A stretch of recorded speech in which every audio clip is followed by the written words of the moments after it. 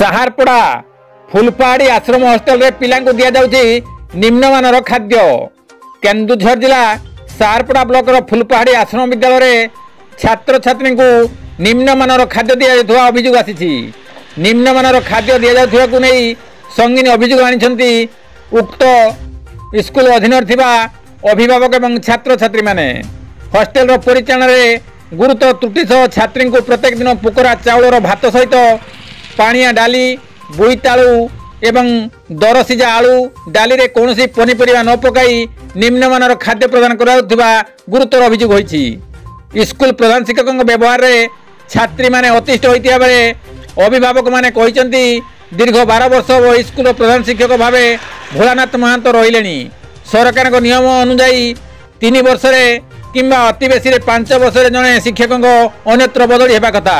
मात्र केउ स्वार्थ रे एई प्रधान शिक्षक जनक 12 वर्ष उक्त स्कूल रहिसंती तार तदंत सहित उक्त प्रधान शिक्षक तुरंत बदली करिया पई अभिभावक माने दाबी करिसंती।